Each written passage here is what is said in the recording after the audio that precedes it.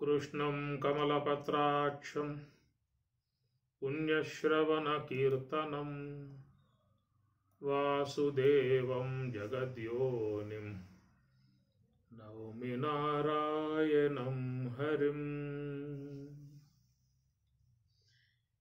కామధేనువును పితుకగల కోరికలివెల్ల కామధేనువులు పెక్కుగాచే కృష్ణుడవట కామించి నీ బంటనట గమినిను దలచితిని కామించి నీ బంటనట గమినిను దలచితిని ఏమి మాకు గడవయ్యా ఇందిరారమణ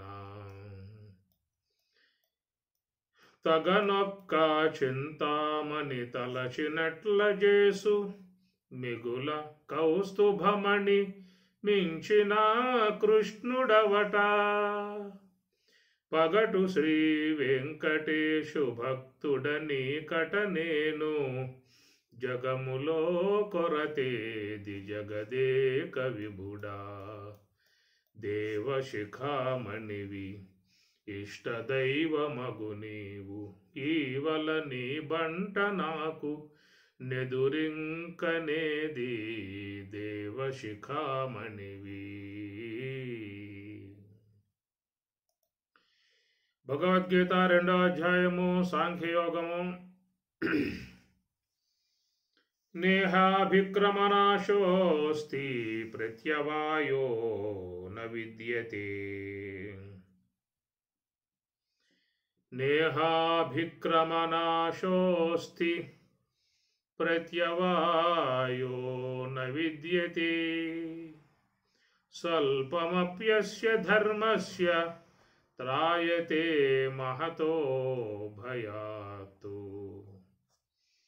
ఏషా తే విహితా సాంఖ్యే బుద్ధిర్యోగే త్విమాం శృణు బుద్ధ్యా యుక్తో యయా పార్థ కర్మబంధం ప్రహాస్యసి.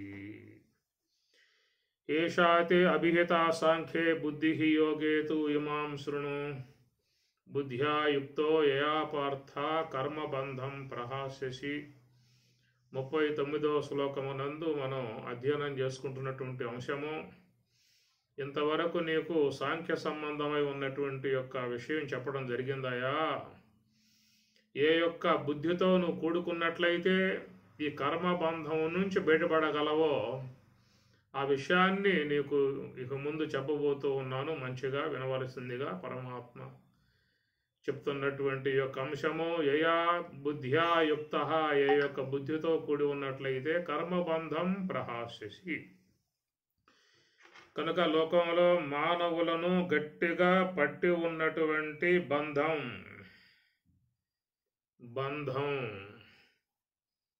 అనాదిగా జీవుణ్ణి కట్టివేసి ఉన్నటువంటి బంధం అవిద్యా బంధం.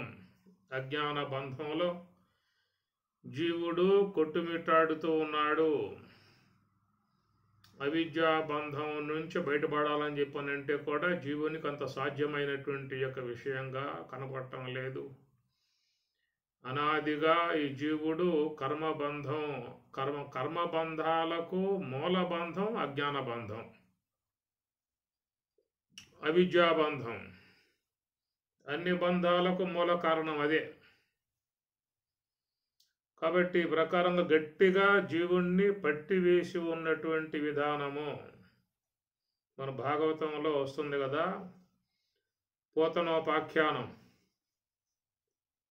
పోతన పసిబిడ్డలను చంపుకుంటూ పోతూ ఉన్నది. చివరికది కృష్ణ పరమాత్మ చేతిలో హతమయ్యింది. ఇది భాగవతంలో వచ్చే అంశం.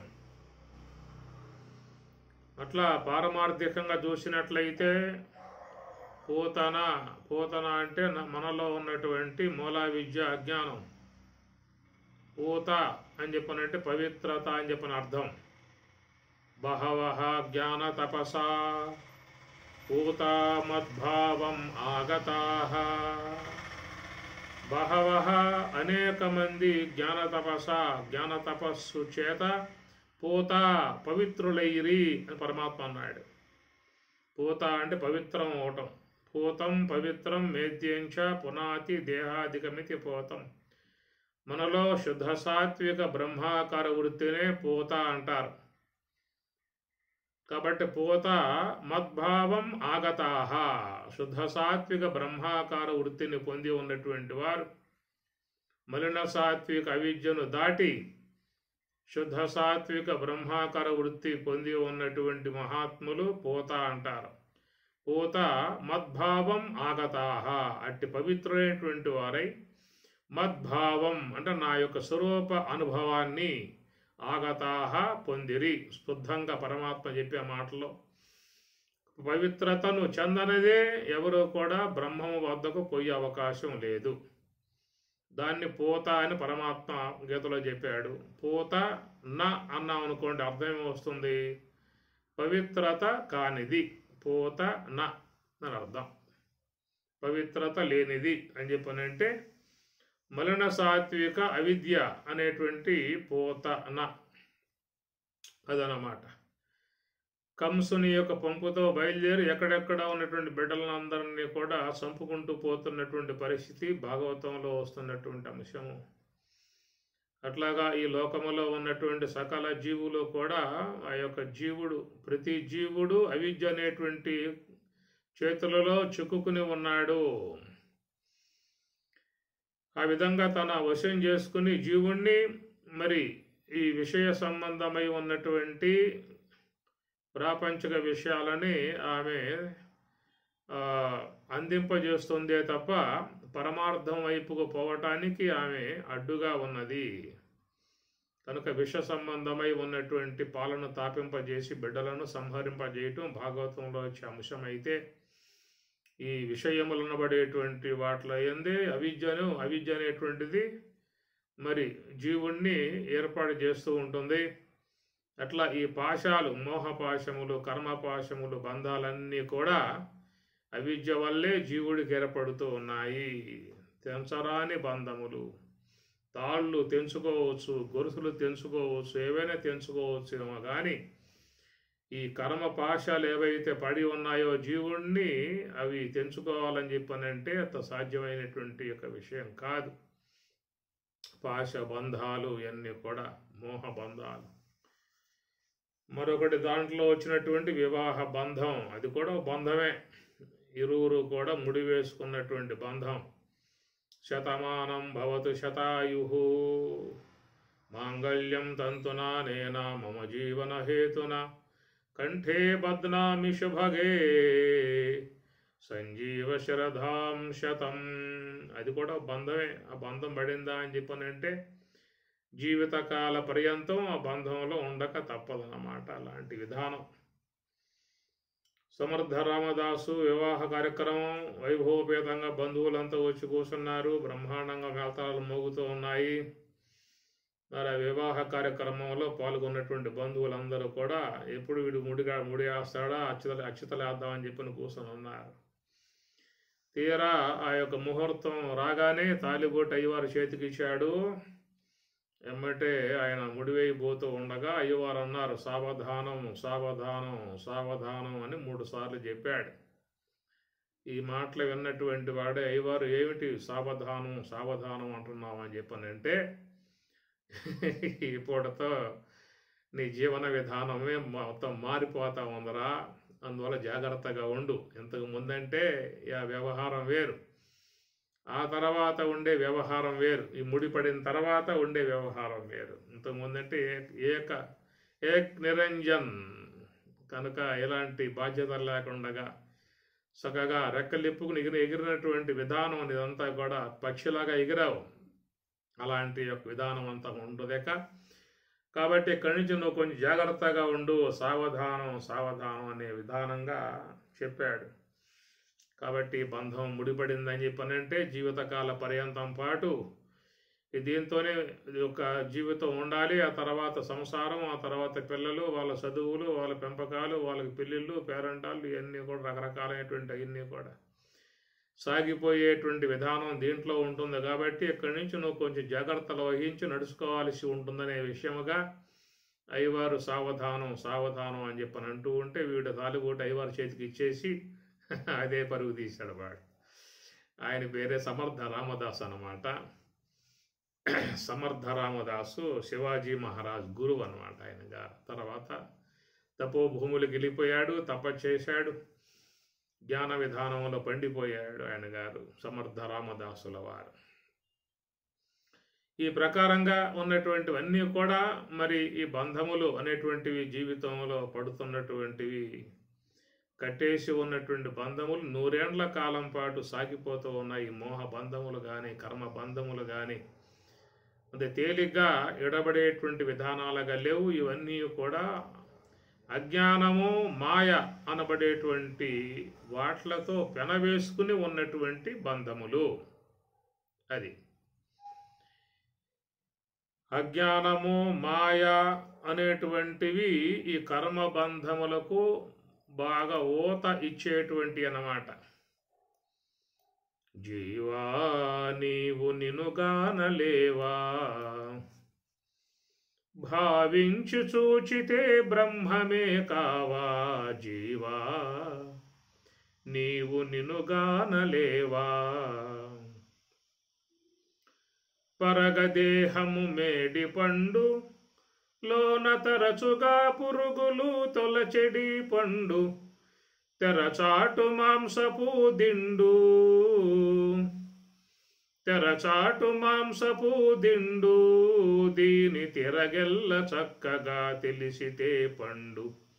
జీవా నీవు నినుగానలేవా,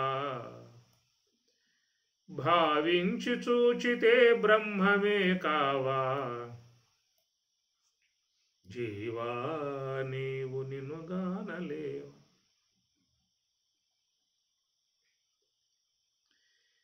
ముసుకొని 9 తూట్లు ఈ తనువు కారణమని తగనమ్మెదెట్లు.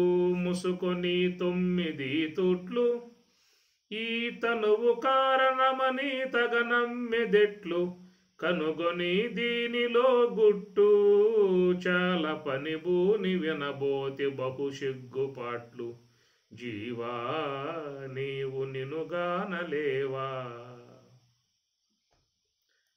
పలు రోగములకిది బాట, దీని వలపు సొలుపులెల్ల వడగండ్ల మూట. పలు రోగములకిది బాట, దీని వలపు సొలుపులెల్ల వడగండ్ల మూట. నీవు నిలిచితే తెలిసేవు బాట, ఈ సద్గురు దేవుని రహస్యపు మాట.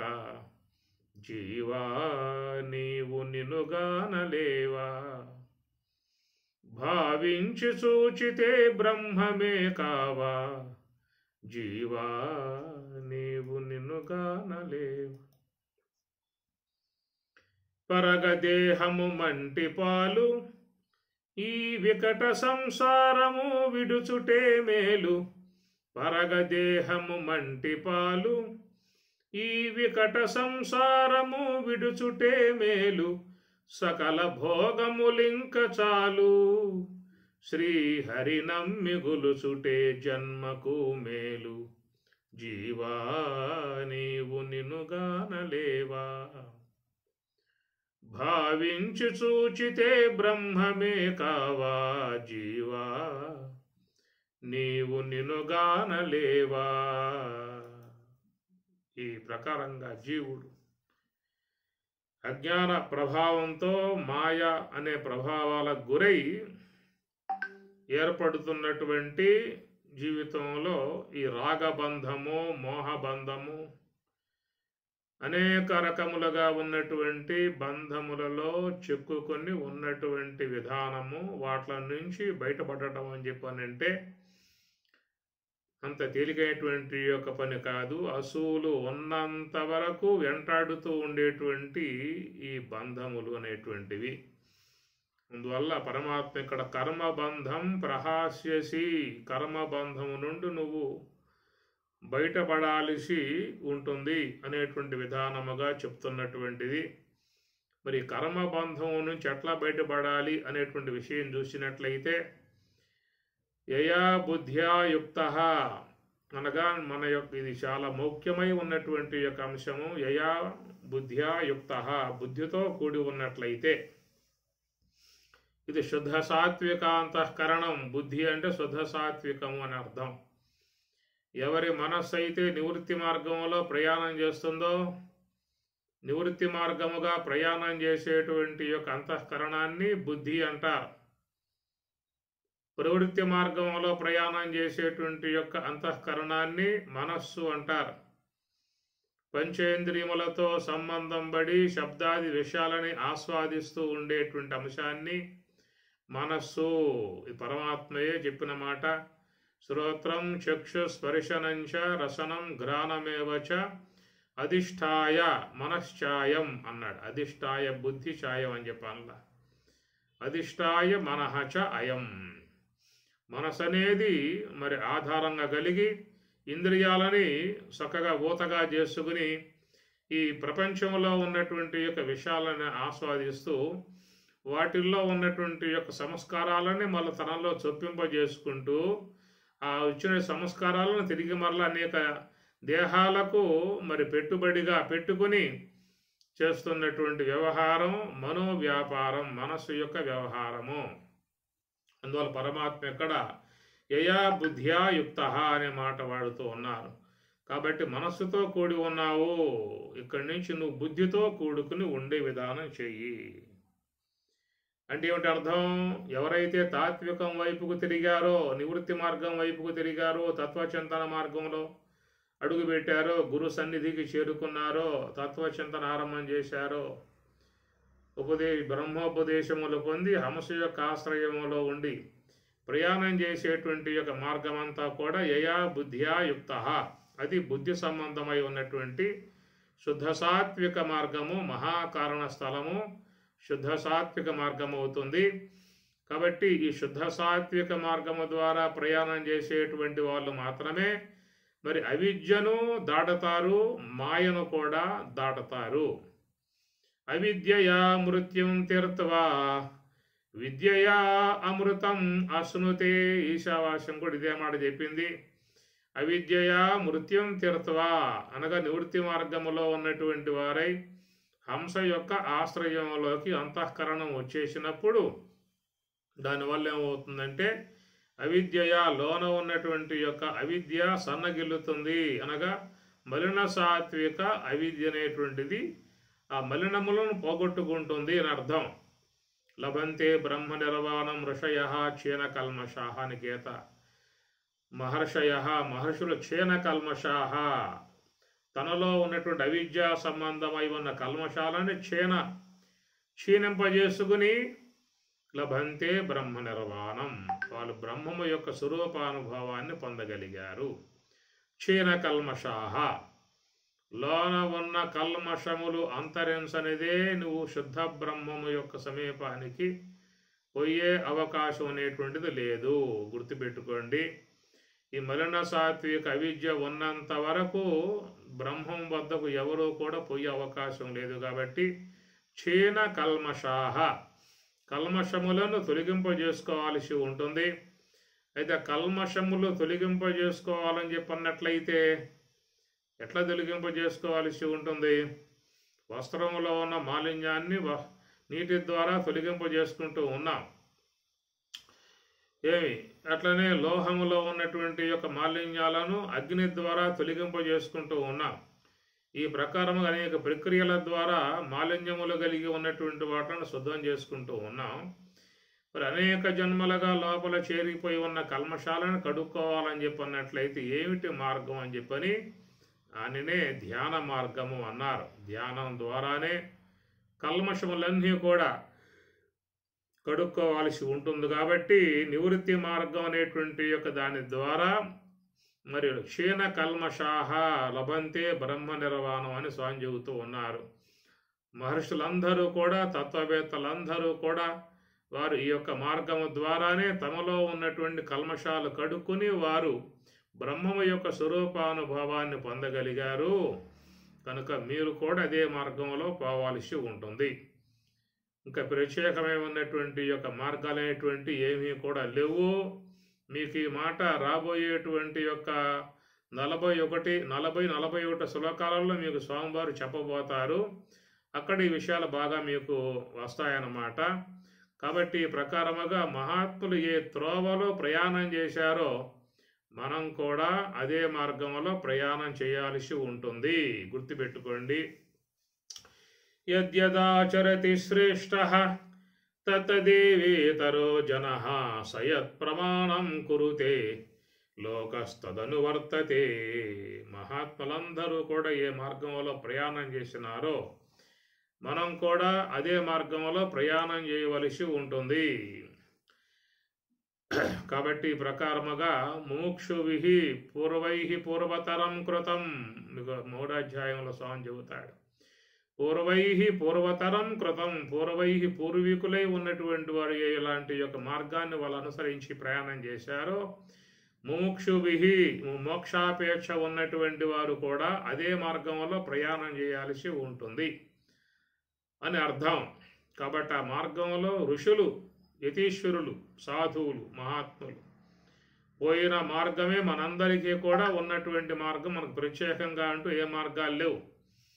ఎవరు పోయినా ఆ మార్గంలో పోవాల్సిందే.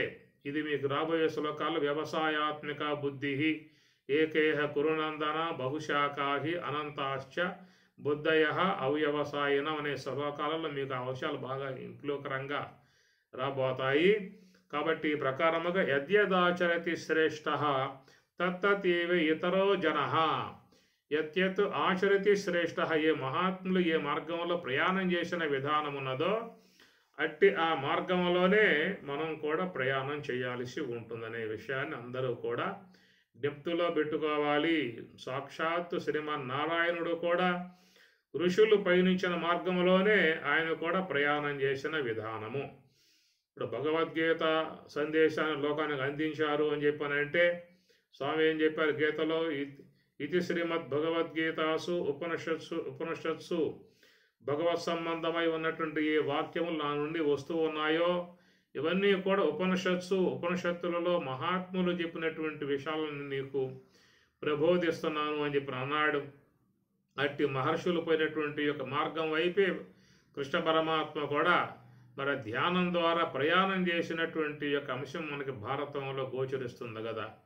పంచాత్మికంబైన పవనంబును గృహీతమైనది భవదింద్రియంబులు మనమునందాగబడ్డవి అవియును నదియును బుద్ధియందు దిగించి శుద్ధమైన నాలవ తెరవున లోలతారహితములుగా. గాని కృష్ణ పరమాత్మ ధ్యానం అనేటువంటి యొక్క అంశాన్ని కృష్ణ పరమాత్మ స్వయముగా తాను ధ్యానాన్ని శీలించిన అంశాన్ని మనకి వేదవ్యాసుల వారు భారతమునందు నిక్షిప్తం చేసి చూపించారు. అట్లాగా చూసినట్లయితే దేవతలందరూ కూడా ప్రయాణం చేసిన మార్గం ఇదే. ఋషులు కానీ, యోగులు కానీ, యతీశ్వరులు కానీ అందరూ కూడా ఈ మార్గంలోనే ప్రయాణం చేశారు.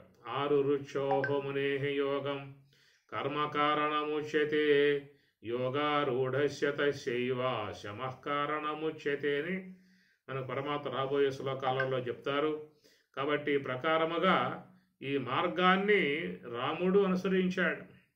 శ్రీరామచంద్రుడు మనకు అమనస్సు యోగం చూసినట్లయితే మరి ఆయన ఎలాంటి యొక్క దివ్యానుభవాన్ని యోగము ద్వారా పొందాడో అంశాలు మనకి అమనస్క యోగంలో చక్కగా చెప్పుకొస్తారు. ఎందుకంటే స్వామివారు వశిష్ఠ మహర్షుల ద్వారా మరి యోగ వాసిష్టం అనేటువంటి యొక్క బృహత్ గ్రంథాన్ని ఆయన గారు అధ్యయనం చేశాడు. 33,000 శ్లోకములు కలిగి ఉన్నటువంటి గ్రంథం యోగ వాసిష్టం. స్థితి ప్రకరణము, ఉత్పత్తి ప్రకరణము, నిర్వాణ ప్రకరణములుగా ఉండేటువంటి ఉపాఖ్యానాలతో సాగేటువంటి బృహత్తర గ్రంథాన్ని వశిష్ఠ మహర్షుల ద్వారా రాముడు అధ్యయనం చేసిన అంశం. మీకు సీతారామాంజనేయములో అమనస్క యోగములో అత్యద్భుతముగా స్వామివారు ఈ ధ్యాన సంబంధమై ఉన్నటువంటి యొక్క అంశాలు చక్కగా చెప్పుకొచ్చే విధానం ఉంటుంది. మీకు అవకాశం ఉంటే సీతారామాంజనేయాన్ని ఒకసారి దాన్ని చదవండి, అధ్యయనం చేయండి. చాలా అంశాలు మీకు గోచరిస్తాయి. మీ త్వరలో వెబ్సైట్ రాబోతా ఉంది కాబట్టి వెబ్సైట్లోనే మీకు అన్నీ కూడా సీతారామాంజనేయ సంవాదం కానీ, ఉపనిషత్తులు కానీ, శంకరాద్వైతము, స్వామివారి గ్రంథాలు, నా ఉపన్యాసాలన్నీ మీకు కళ్ళ ముందు అట్లాగా కనబడతాయి. చక్కగా మీరు అధ్యయనం చేసుకోవచ్చు, ఎత్తుక్కోవాల్సిన అవసరం లేదు. అయితే త్వరలో మీకు అంశాన్ని మీకు అందించబోతూ ఉన్నాము. కాబట్టి ఈ ప్రకారముగా సీతారామాంజనేయులో కూడా స్వామివారు తను ఏది అనుష్ఠించాడో చక్కగా అనుష్ఠానాన్ని మీకు ఆయన గారు అమనస్క యోగంలో బోధిస్తారు. అమనస్కము అని చెప్పనంటేనే ఎక్కడైతే మనస్సు పూర్తిగా లయమై ఉన్నదో దానినే అమనస్కము అని చెప్పని అంటారు. అలాంటి స్థితి చక్కగా మీకు సీతారామాంజనేయులో స్వామి బోధిస్తారు. స్థూల శరీరంబు సుస్థిరంబుగనుండు సర్వేంద్రియంబుల ప్రశాంతి నందు సన్మనఃపవనములు చంచలింపకయుండు కామాది శత్రువర్గము నశింసు స్ఫురత్తు అమానిత్వాది సుగుణములు సమకూరు ఘన గుణాతీత లక్షణమునదవు బొలుపారు వైరాగ్య బోధోపరతులు సంపూర్ణంబులై మది బొదులు సుండు అని చెప్పనంటూ స్వామివారి చివరికి ఆ యొక్క మనస్సు బ్రహ్మానందం లయమైపోయేటువంటి పరిస్థితిని చెప్పుకొస్తారు. ఇదంతా కూడా మరి నివృత్తి మార్గ సంబంధమై ఋషులు ఏ మార్గంలో ప్రయాణం చేశారో అదే మనందరికీ కూడా దివ్య భవ్య మార్గము. కాబట్టి ఆ ఋషులు తాము అనుభవించి మనకి జ్ఞానాన్ని అందించినటువంటి విధానం కనుక మనం కూడా ఆ మార్గంలోనే ప్రయాణం చేసి జీవితాన్ని పావనం చేసుకోవాల్సిన ఆవశ్యకత ఉంటుంది. కాబట్టి ఇది మరి స్వామి ఇక్కడ చెప్పే మాట, కర్మబంధం ప్రహాస్యసి, కర్మబంధము నుండి నువ్వు ప్రహాస్యసి దాటగలవు అని చెప్పి అంటూ ఉన్నాడు. ఇప్పుడు చెప్పుకున్న కర్మబంధం అంటే చాలా ఉన్నాయి కదా. అవిద్యా సంబంధమై ఉన్నటువంటి, మాయా సంబంధమై ఉన్నటువంటి విధానాలలో చాలా బంధాలు మనకు పడి ఉన్నాయి. ఒక బంధమే కాదు, చాలా బంధాలలో ముడిపడి ఉన్నాం. మోహ బంధాలలో ముడిపడి ఉన్నాం, రాగబంధాలలో ముడిపడి ఉన్నాం, కర్మ బంధాలలో ముడిపడి ఉన్నాం. అనేక రకాలైనటువంటి యొక్క బంధములు జీవుణ్ణి కట్టివేసి ఉన్నటువంటి విధానము. అలయక సలయక వెసటలయక కరిమకరి తోడ ఉద్దండత రాత్రులు సంధ్యలు దివసంబులు సలిపెన్ పోరొక్క 1000 సంవత్సరముల్ అని మనకి గజేంద్ర మోక్షంలో ఆ గజరాజు ముసలితో పోరాటం చేసిన విధానం 1000 ఏండ్లు పోరాటం చేశాడని చెప్పని అంటాడు.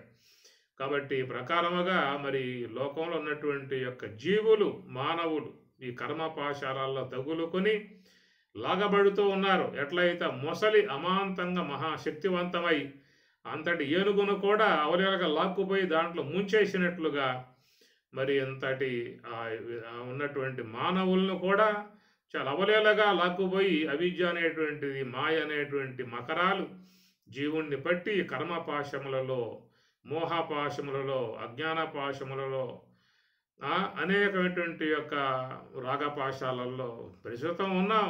అందరం ఉన్నాం, ఎవరో కూడా బయటపడిందంటూ ఏమి లేదు. బయటపడ్డవాడు వెళ్ళిపోయాడు. బయటపడ్డవాళ్ళు ధన్యులు, వారు దాటుకున్నారు. వాళ్ళ ధన్యులు దాటుకున్నారు. ఆ కర్మపాశాలు మొత్తం తెగిపడే విధానం ఎక్కడా అని చెప్పనంటే ఒక్క యోగ సమాధి. అది అంతకు మించి మరొకటి లేదు. ఇక బహిర్గతముగా ఉన్నంతకాలం అవిద్యా ప్రభావం ఉంటుంది, మాయా ప్రభావం ఉంటుంది. మమ మాయా దురత్యయ అని స్వయంగా స్వామివారు చెప్పారు. నా మాయ దాటడం అనేటువంటిది అంత తేలికైనటువంటి యొక్క విషయం కాదు అని స్వామివారు చెప్పేసేసారు. బాగా గట్టిగా పట్టేసి ఉన్నటువంటి ఈ మాయ అనేటువంటి యొక్క పాశం జీవుల్ని కట్టిపడేసిందన్నమాట.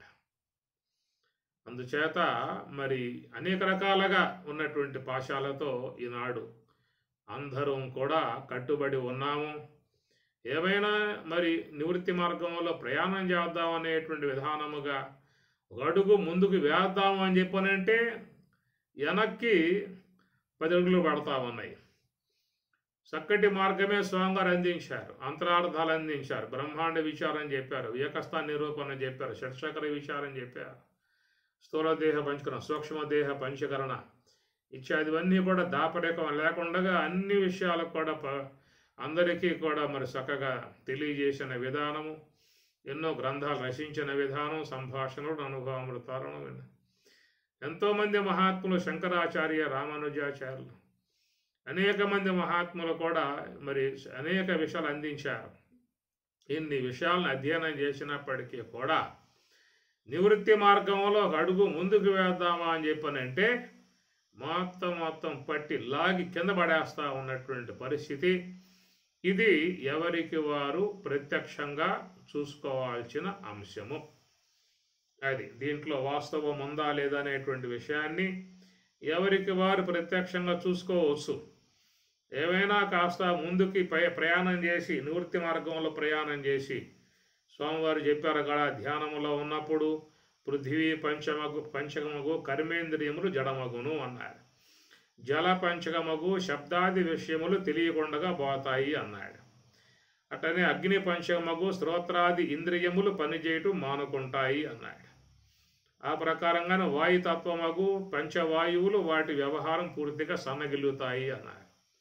ఆకాశ పంచకమగు జ్ఞాతాది మనోబుద్ధి ఆది ఇంద్రియాలు పూర్తిగా సొమ్మసిల్లిపోతాయి అని చెప్పి అన్నాడు.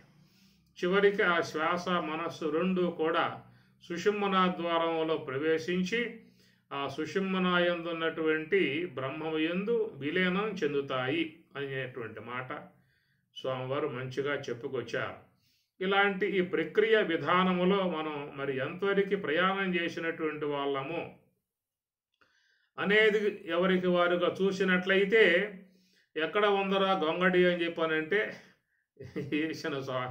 ఏసిన చోటే గొంగడ ఉందనే అంటలుగా సందముగా మరి ఈ సాధకుల యొక్క పరిస్థితి ఆ ప్రకారంగా ఉన్నది అని చెప్పానంటే దాని కారణం మనం చూస్తే మమ మాయా దురత్యయ అని స్వామి చెప్పాడు. మాయ అంత తేలిగ్గా దాటేది కాదు. అట్లా అవిద్య అనేది కూడా అంత తేలిగ్గా దాటేదిగా లేదు అని చెప్పని ఈ రెండు కూడా జీవుణ్ణి బాగా కట్టి పడేసి ఉన్న విధానము. మరి ఆ యొక్క అవిద్య నుంచి మాయ నుంచి ఏర్పడ్డటువంటి ఈ కర్మపాశములు తగులుకొని అందరూ కూడా కట్టుబడి ఉన్న విధానం. రామాయణంలో చూస్తే ఇంద్రజిత్తు వేసినటువంటి యొక్క నాగాస్త్రానికి రామలక్ష్మణులు ఇద్దరు కూడా కట్టుబడి నిశ్చేష్టులై పడిపోతారు. ఇది చాలా ఆశ్చర్యం వేస్తుంది అందరికీ, దేవతలకు కూడా ఆశ్చర్యం వేస్తుంది. బాయ్ శ్రీమన్నారాయణుడు సాక్షాత్ వైకుంఠవాసుడు, మరి రామావతారంగా వచ్చినటువంటి యొక్క స్వామి, అలాంటి యొక్క స్వామి కూడా ఇంద్రజిత్తు యొక్క నాగపాశాన్ని కట్టుబడి నిశ్చేష్టుడై పడిపోయాడే అనేటువంటిదిగా ఆశ్చర్యం ఏర్పడుతుంది. అంతటి మరి రామచంద్రుడు మానవావతారంగా రావటం కారణముగా మరి మానవతా విధానాలలో కట్టుబడి ఆ విధముగా మరి వశవర్తుడై ప్రవర్తించాల్సి ఉంటుంది. కృష్ణ పరమాత్మ దైవాంశగా వచ్చాడు కాబట్టి, దైవ విధానంగా వచ్చాడు కాబట్టి ఆయన ముందు ఏమీ పనిచేయలేదు. పోతన ఎన్ని మాయలు చేసినా, కంసుడు ఎన్ని మాయలు చేసినా, అట్లా జరాసంధుడు ఎన్ని మాయలు చేసినా, కాలయవనుడు ఎన్ని మాయలు చేసినా అన్నీ కూడా తిప్పికొట్టాడు. చిన్నతనము నుంచి ఆయన యొక్క తన మహిమా విధానంగా ఆయన చక్కగా దివ్యంగా తన యొక్క మహిమలు చూపించి అందరినీ కూడా దుష్ట సంహారం చేశాడు. పరిత్రాణాయ సాధువున అని అన్నట్లుగా సాధువులను కాపాడటము, దుష్టులను శిక్షించడం అనే అంశముగా మనం మహిమాన్వితమై ఉన్నటువంటి అవతారం కృష్ణ పరమాత్మ చూస్తాం. మరి శ్రీ మహావిష్ణువు యొక్క అంశగానే రాముడు కూడా వచ్చాడు కదా. మరి ఎందువల్ల ఈ విధంగా నాగపాశం చేత కట్టుబడి నిశ్చేష్టుడి పడిపోయాడనే మాట చూసినట్లయితే అది మానవతా జన్మ విధానముగా ఆయన వచ్చాడు. కాబట్టి మానవ విలువలు, మానవతా సంబంధ లక్షణాలు ఏవైతే ఉన్నాయో అవే ఆయన యందు ఉంటాయనేటువంటి యొక్క అర్థం. కాబట్టి ఆయన నాగపాశాన్ని కట్టుబడి నిశ్చేష పడిపోయిన విధానము. ఈ నాగపాశానికి రాముడు కట్టిబడి ఉన్నాడని చెప్పినట్టు జీవుల విషయం చూసినట్లయితే అవిద్యాపాశం, మాయాపాశం ఎంత బలంగా జీవుణ్ణి పట్టేసి ఉన్నాయో మనకు అర్థమవుతుంది. వాటి ప్రభావంగా ఏర్పడేటువంటి ఈ లోకములో ఏర్పడ్డటువంటి కర్మపాశములు కానీ మోహపాశములు కానీ అంతే పట్టుగా ఉండి కొనసాగుతూ ఉన్నాయి. కాబట్టి ఇవన్నిటినీ కూడా దాటుకుని పోగలిగే విధానం ఏంటంటే మరి మహర్షులు ఏ యొక్క మార్గంలో అడుగుపెట్టి ప్రయాణం చేశారో మనం కూడా అదే మార్గాన్ని అవలంబించి పోవాల్సి ఉంటుంది. యయా బుద్ధ్యా యుక్త కర్మబంధం ప్రహాస్యసి. ఇక్కడ స్వామి చెబుతున్నటువంటి యొక్క మాట, ఈ కర్మబంధాల నుంచి, మోహబంధాల నుంచి, మరి అవిద్యా బంధముల నుంచి, మాయా బంధముల నుంచి, అన్నిటి నుంచి కూడా బయటపడవేయగలిగేటువంటి యొక్క శక్తి ఒక్క నివృత్తి మార్గమగు సోహంభావ హంస యొక్క మార్గమే. నాణ్య పంథ అయనాయ విద్యతే, మరొక మార్గం అనేటువంటిది ఎక్కడా లేదు. ఉపనిషత్తులలో చెప్పిన, భగవద్గీతలో చెప్పిన, ఉత్తర గీతలో చెప్పిన, ఇతర మహాత్ములు ఏ యొక్క గ్రంథములలో చెప్పినప్పటికీ కూడా అందరూ కూడా బోధించింది ఒకే మార్గము, నివృత్తి మార్గము. ప్రవృత్తించ బంధం, నివృత్తించ మోక్షం. ప్రవృత్తించ నివృత్తించ కార్యాకార్యే భయాభయే బంధం మోక్షం చయా వేత్తి బుద్ధి సా పార్థ సాత్వికి అని స్వామివారు స్పష్టముగా చెప్పినటువంటి మాట. కాబట్టి ఈ ప్రకారముగా ఈ కర్మబంధములు, మోహబంధములు మొత్తం పోవాలని చెప్పినట్లయితే సోహం భావేన పూజయేత్. దేహో దేవాలయ ప్రోక్త, దేహమునే దేవాలయముగా మలుసుకోండి. ఆ దేహములో ఉన్న జీవుడే దేవదేవుడు. కాబట్టి ఆ యొక్క లోన ఉన్నటువంటి దేవుణ్ణి ఆరాధన చేసి అనాదిగా ఉన్నటువంటి యొక్క అవిద్యను తొలగింపజేసుకోవాలి, మాయను తొలగింపజేసుకోవాలి. మాయా అవిద్యలకు అతీతమై ఉన్నటువంటి స్వరూపం పురుషోత్తమ స్వరూపం. యస్మాక్షరం అతీతోహం అక్షరాదపి చ ఉత్తమః అతోస్మి లోకే వేదే చ ప్రతితః పురుషోత్తమః. స్పష్టముగా స్వామివారు 15వ అధ్యాయంలో బోధించిన అంశం ఇది. యస్మాక్షరం అతీతః. కాబట్టి ఈ యొక్క క్షర పురుషునికి, అక్షర పురుషునికి అతీతః, అతీతమై ఉన్నటువంటి స్వరూపమే పురుషోత్తమః అన్నాడు. అదే పురుషోత్తమ ప్రాప్తి యోగము. కనుక పురుషోత్తమ ప్రాప్తి యోగాన్ని పొందాలని చెప్పన్నట్లయితే ఈ దేహమునే ఆలయముగా మలుసుకోవాలి. లోన ఉన్నటువంటి దేవదేవుణ్ణి ఆరాధించేటువంటి యొక్క ఆరాధనా విధానము సోహం భావేన పూజయేత్. అట్టి సోహం భావ పూజయే శరణ్యము, మరొక మార్గం అనేటువంటిది లేదు. ఈ ప్రకారముగా హంస యొక్క ఆశ్రయం ఉన్నట్లయితే జరిగేటువంటి పరిణామం ఏంటని చెప్పనంటే అవిద్యయా మృత్యుం తీర్తవా అన్నాడు ఉపనిషత్కారుడు. అవిద్యయా మృత్యుం తీర్తవా, అవిద్య అనేటువంటి దాని సహాయముతో మృత్యువును దాడుతూ ఉన్నాడు అన్నాడు. అవిద్యయా తృతీయ భక్తి ఏకవచనం, అవిద్యయా అవిద్య చేత, మృత్యుం ద్వితీయ భక్తి మృత్యుం మృత్యువుని తీర్తవా దాటి అని అర్థం. అనగా హంస యొక్క ఆశ్రయంలో మనస్సును పెట్టినప్పుడు మనలో ఉన్నటువంటి మలిన సాత్విక అవిద్య సన్నగిల్లే కొద్దీ గమనించండి. ఎంతెంత మనస్సు శ్వాస వెంబటే ఉండి నివృత్తి మార్గంలో దేవుని వద్దకు మనస్సు ప్రయాణం చేస్తుందో, అత్యతిష్ట దశాంగులం, భగవంతునికి మనకు ఉన్నటువంటి దూరము అత్యతిష్ట దశాంగులం, 10 అంగుళముల పరిధిలో అనే మాట. కాబట్టి ప్రకారముగా ఆ 10 అంగుళముల నుంచి దాటుకుంటూ దేవుని వద్దకు, బ్రహ్మం వద్దకు పోయే కొద్దీ మనలో ఉన్నటువంటి మలిన సాత్విక అవిద్య అనేటువంటిది సన్నగిల్లుతుంది, అంతరిస్తుంది. కాబట్టి మలిన సాత్విక అవిద్య అంతరించే కొద్దీ ఈ శరీరం అనేది జడమవుతుంది. ఈ శరీరమే మృత్యువు తీర్తవా అనే అర్థం ఇక్కడ 2 రకాలుగా వస్తుంది. అవిద్య మలిన సాత్విక అవిద్య అంతరించే కొద్దీ శ్వాస తగ్గుతుంది అని అర్థం. కాబట్టి ఈ శ్వాస అనబడేటువంటి దానికే మృత్యువు అని చెప్పని అన్నారు. కాబట్టి మృత్యుంజయులు అని చెప్పనంటే ఎవరైతే శ్వాసను పూర్తిగా ధ్యానములో లయింపజేసుకుంటారో వాళ్ళు మృత్యువును జయించినట్లే. ఈ మాట మీకు ఉత్తర గీతలో స్వామి చెప్తాడు. యోగామృత రసం పీత్వ వాయుభక్ష సదాసుఖి యమమభ్యస్యతే నిత్యం సమాధి మృత్యునాశకృతు సమాధి. యోగ సమాధిని పొందినటువంటి వారు మృత్యునాశకృతో, మృత్యువుని లేకుండా చేశారు అని చెప్పని అన్నారు. కాబట్టి ఏమిటయ్యా మృత్యువు అంటే? రోజుకు 21,600 సార్లుగా సంచరిస్తున్నటువంటి ఏ శ్వాస ఉన్నదో ఆ శ్వాసయే మనకు మృత్యువుగా ఉన్నది. మన ఆయువుని అనుక్షణం తరిగింపజేస్తూ ఉన్న విధానం కాబట్టి మృత్యువుగా ఉన్నది. అందువల్ల పరమాత్మ గీతలో చెప్పాడు, అమృతం చైవ మృత్యుశ్చ అన్నాడు. అహం నేను మృత్యువుని, అమృతం అమృతమును అనే మాట వాడతారు. ఈ మాటలన్నీ కొంచెం మనం జాగ్రత్తగా దర్శిస్తేనే వాటిలోని అర్థాలు గోచరిస్తాయి. గబగబా పరుగులు తీస్తే మాత్రం ఏం అర్థమయ్యే అవకాశం కాదు. అమృతం చైవ మృత్యుశ్చ, నేను అమృతమును అన్నాడు, నేను మృత్యువుని అన్నాడు. అంటే ఏమిటంటే రోజుకు 21,600 సార్లుగా సంచారయోగ్యముగా ఉన్నటువంటి ఏ కాలమగు శ్వాస ఉన్నదో ఆ శ్వాసయే మృత్యువై మన ఆయువంతా కూడా తరిగింపజేస్తున్నటువంటి విధానము.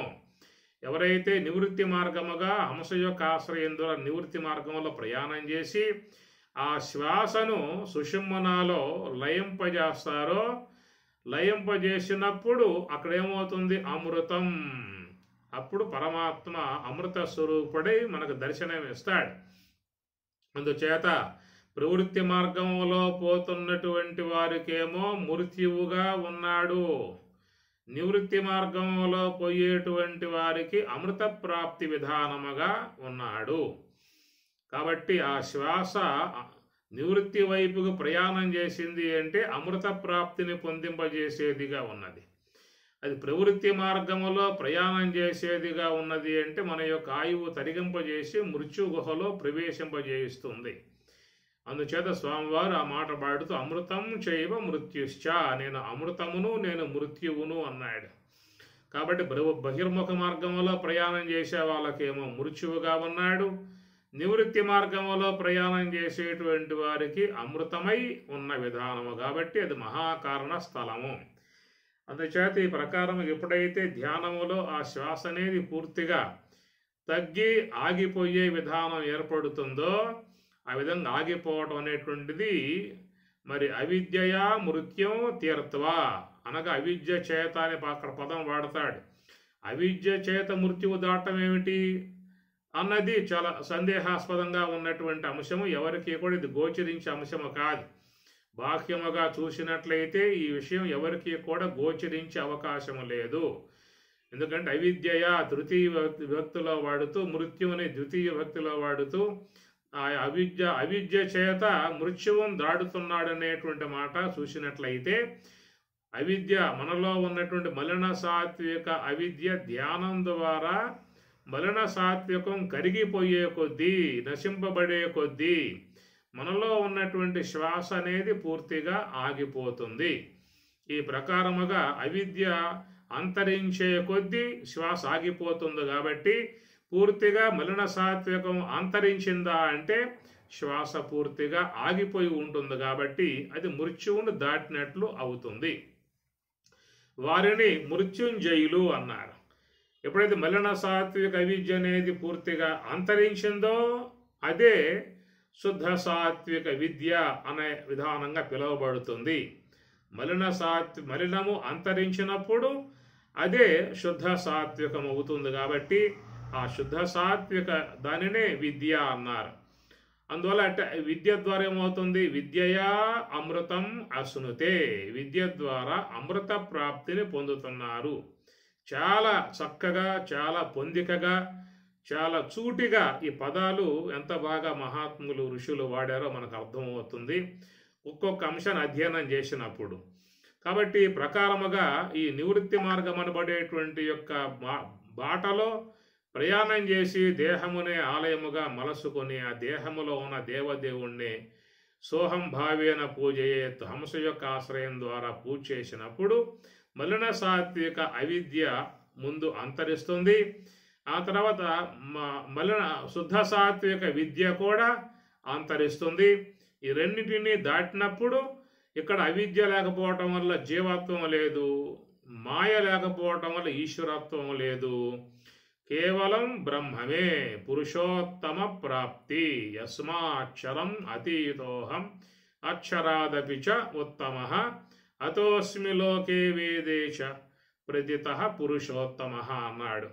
అలాంటి పురుషోత్తమ ప్రాప్తి పొంది ఉన్నటువంటి వారికి ఇక ఏ బంధములు లేవు. వాళ్ళకు వర్తింపబడవేక కర్మ బంధములు, కర్మపాశములు, మోహపాశములు, రాగపాశాలు మొత్తం కూడా పోయాయి. ఎందుకంటే అవిద్య అనేది మూలం, వాటికి మాయ అనేది మూలం. ఈ రెండు కూడా పూర్తిగా దాటి బ్రహ్మమునందు చేరి ఉన్నటువంటి వారికి ఇక ఏ పాశాలు ఉన్నాయి చెప్పండి? బ్రహ్మమును బంధించే ఏ పాశాలు ఉన్నాయి? కాబట్టి ఇక్కడ పరమాత్మ కూడా కర్మబంధం ప్రహాస్యసి, నువ్వు దాటుము అని చెప్పి అంటున్నాడు అని చెప్పనంటే, ఆ దాటడానికి గల మార్గం ఏమిటయ్యా అని అడిగామనుకోండి, యయా బుద్ధ్యా యుక్త, నువ్వు బుద్ధితో కూడుకొని ఉండుము అని చెప్పి అన్నాడు. ఇది చాలా సందర్భాలలో పరమాత్మ బుద్ధి యొక్క అంశాన్ని బోధిస్తాడు. ఏమి బుద్ధి గ్రాహ్యం, కనుక నీకు ఆ బ్రహ్మం అనేటువంటిది బుద్ధి గ్రాహ్యం, బుద్ధికి మాత్రమే గ్రాహ్యం అవుతుంది అని చెప్పని అంటాడు. బుద్ధ్యా సూక్ష్మయా సూక్ష్మదర్శిభి అనేది మీకు కఠోపనిషత్తులో వస్తుంది.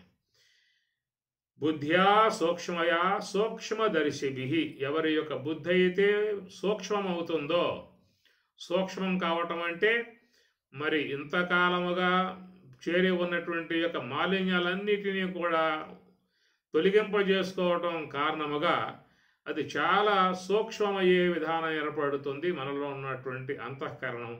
దాన్ని బుద్ధి అన్నారు. సూక్ష్మదర్శిభి అని కాటకవల్లి చెబుతున్నటువంటి మాట. దదామి బుద్ధియోగం తం ఏన మాం ఉపయాంతితే, స్వామివారు చెప్పిన మాట. దదామి, నీకు ప్రసాదిస్తున్నాను బుద్ధియోగము అంటాడు. ఏన మాం ఉపయాంతితే, ఏన దేని చేత మాము నన్ను ఉపయాంతి పొందగలవో అలాంటి యొక్క బుద్ధియోగం నీకు ప్రసాదిస్తున్నానే మాటలో చాలా సందర్భాలలో మీకు ఈ బుద్ధి యొక్క అంశాన్ని పరమాత్మ చాలా గొప్పగా బోధిస్తారు. కాబట్టి బుద్ధిమాన్ అనే మాటలు కూడా మీ గీతలో వస్తూ ఉంటాయి. కర్మణ్య కర్మయ పశ్యేద కర్మని చ కర్మయ సబుద్ధిమాన్ మనుష్యేషు అంటాడు. కర్మయందు అకర్మను, అకర్మయందు కర్మను దర్శించేటువంటి ఎవరైతే ఉన్నారో ఆ బ్రహ్మజ్ఞాని, ఇక్కడ ఈ శ్లోకంలో మీకు చూసినట్లయితే సాక్షాత్ ఆయన బ్రహ్మజ్ఞానే. కర్మయందు అకర్మను చూస్తాడు, అకర్మయందు కర్మను చూస్తాడు. అట్టివాడు సబుద్ధిమాన్ మనుష్యేషు అని చెప్పి అంటాడు. ఈ ప్రకారముగా చూసినట్లయితే మనలో ఉన్నటువంటి యొక్క మరి మలినాంతఃకరణం ధ్యానము ద్వారా ఆ మాలిన్యాలను జడబడి మరి నివృత్తి మార్గంలో ప్రయాణం చేయగలిగితే అదే కర్మబంధముల నుంచి బయటపడేటువంటి దానికి అవకాశం అనేది ఏర్పడుతుంది. ఇక దీని విషయమై మీరు కూడా కొంత విచారించుకోండి. చక్కటి భావాలు గోచరించే అవకాశం ఏర్పడుతుంది. అందుచేత పరమాత్మ ఎక్కడ మరి ఆ బుద్ధితో కూడి ఉండుము అంటాడు. శుద్ధ సాత్విక బుద్ధి మనలో రావాల్సి ఉంటుంది. అది రావాలంటే ఎక్కువ శాతం జపం చేయాలి, ఎక్కువ శాతం ధ్యానం చేయాలి. అది చిత్తజం జప ధ్యానముత్తమం. రమణ భగవానుల వారు కూడా జపం అనేటువంటిది కూడా చెప్పుకొస్తాడు.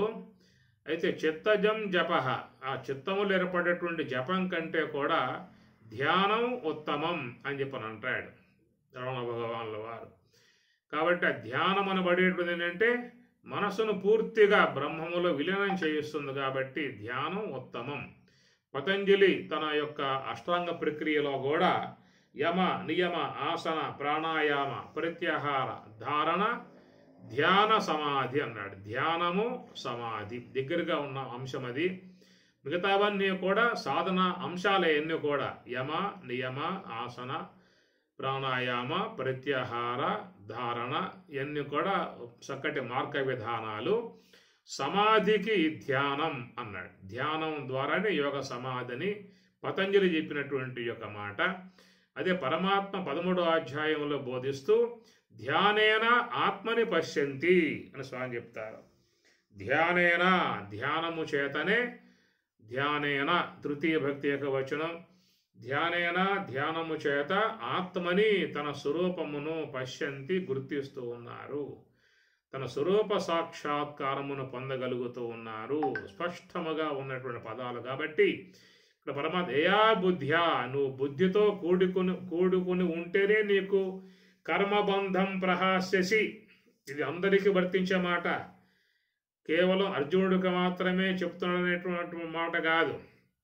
కర్మబంధములు అనేటువంటివి అర్జునుడికే ఉన్నాయి కాదు, లోకంలో సకల మానవులకు ఉన్న కర్మబంధములు, కర్మపాశములు, మోహపాశములు, పేగుబంధములు, రాగబంధములు, అనుబంధములు, పెనుబంధములు, వివాహ బంధములు చాలా చాలా వరకు జీవులు కట్టేసు కూసున్నాడు అవిద్యా సంబంధముగా.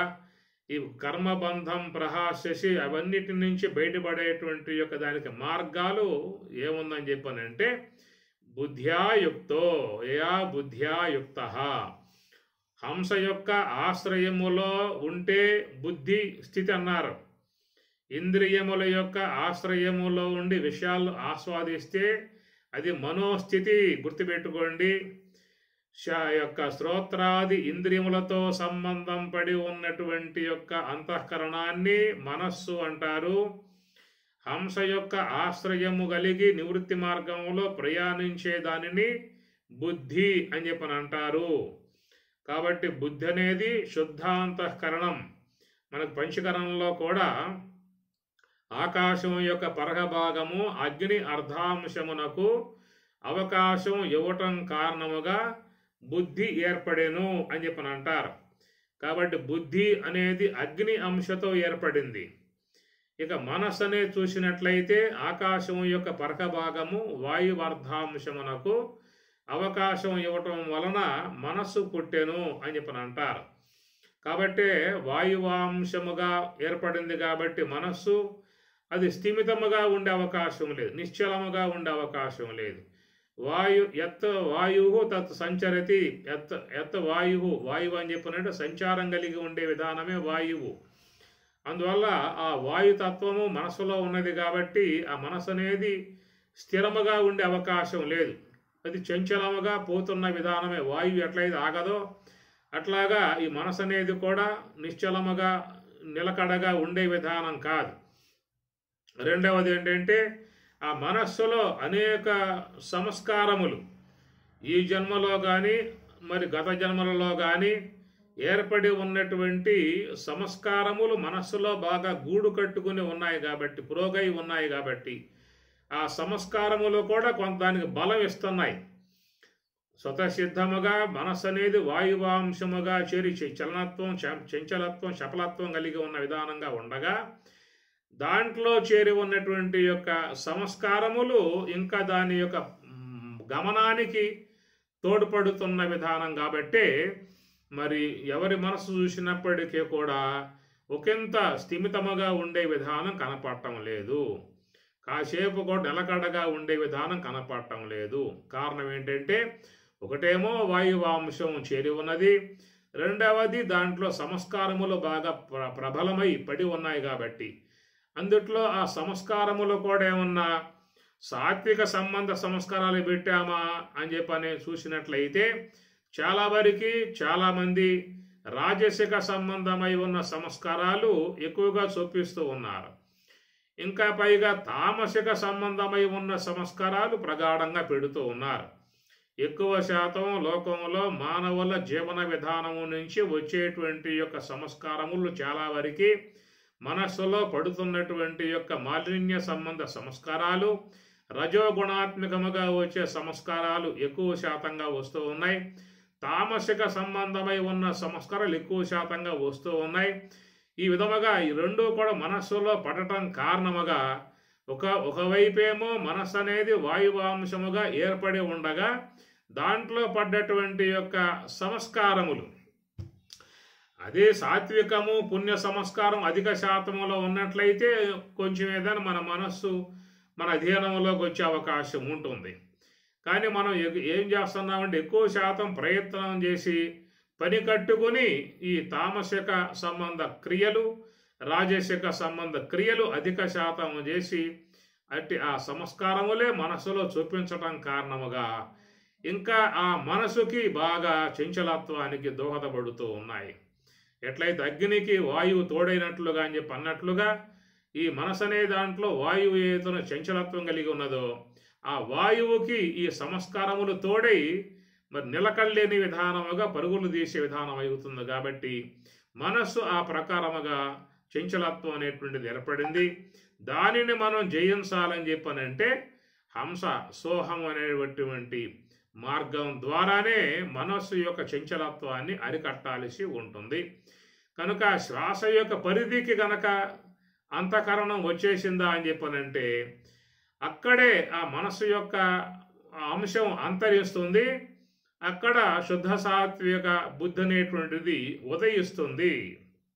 మీరు గమనించండి, పురుగు నుంచే చీతాకోక చిలుక అనేటువంటిది ఆవిర్భవిస్తుంది.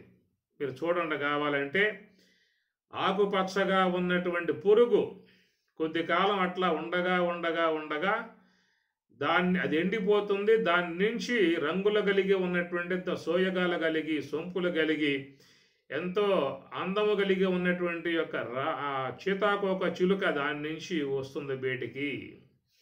ఆ పురుగే చీతాకోక చిలుక అవుతుంది. అట్లాగా ఈ మనస్సు అనేది కూడా హంస యొక్క ఆశ్రయం నివృత్తి మార్గంలో ఉన్నప్పుడు ఆ పురుగులాంటి ఆ మనస్సు యొక్క అంశం అంతరించి దాని నుంచి ఆవిర్భావమయ్యేటువంటిది శుద్ధ సాత్వికమైనటువంటి యొక్క మరి దైవీ సంపత్తి కలిగి దివ్యత్వం కలిగి భవ్యత్వం కలిగి మోక్షకారకమై ఉన్నటువంటి యొక్క శుద్ధ సాత్విక బుద్ధి అనేటువంటి చీతాకోక చిలుక ఉదయిస్తుంది. కాబట్టి దాని కారణంగా వారు ఆ బుద్ధి యొక్క ఆశ్రయం ద్వారానే బుద్ధ్యాయుక్త కర్మబంధం ప్రహాస్యసి. శ్లోకం చూసుకోండి. ఆ శ్లోకంలో మాటలు చాలా శుద్ధంగా స్వామివారు చెప్పుకొచ్చేశారు. ఈ కర్మబంధాలన్నీ కూడా తెగిపడాలని చెప్పి అన్నట్లయితే ఈ సమస్త కర్మబంధములకు మోహబంధములకు రాగబంధములకు ఈ లోకంలో ఏవైతే ఉన్నాయో అన్ని బంధాలకు మూల బంధం అవిద్యా బంధం, అజ్ఞాన బంధం. దాన్ని తొలగింపజేయగలిగేటువంటిది ఒక్క మరి హంస ఆశ్రయం కనుక దాని ద్వారా శుద్ధ సాత్విక బుద్ధి ఏర్పడుతుంది. కాబట్టి ఆ శుద్ధ సాత్విక బుద్ధి ద్వారానే మనం బ్రహ్మమును పొందవలసి ఉంటుంది. ఏమి బుద్ధి గ్రాహ్యం అతీంద్రియం. ఇది 6వ అధ్యాయం స్వామి చెప్తాడు. బుద్ధి గ్రాహ్యం అతీంద్రియం. మనసుకి ఇంద్రియాలకు అతీంద్రియం, అది తెలియబడేది కాదన్నాడు. బుద్ధి గ్రాహ్యం, బుద్ధికి మాత్రమే బ్రహ్మము గోచరిస్తుంది అనేటువంటి మాట చాలా శుద్ధంగా స్వామివారు చెప్పుకొచ్చిన మాటలు. కాబట్టి ఆ పరమాత్మ చెప్పేటువంటి యొక్క మాటల్లోని అర్థాలని అవగాహన చేసుకుని ఆచరిస్తే చాలు.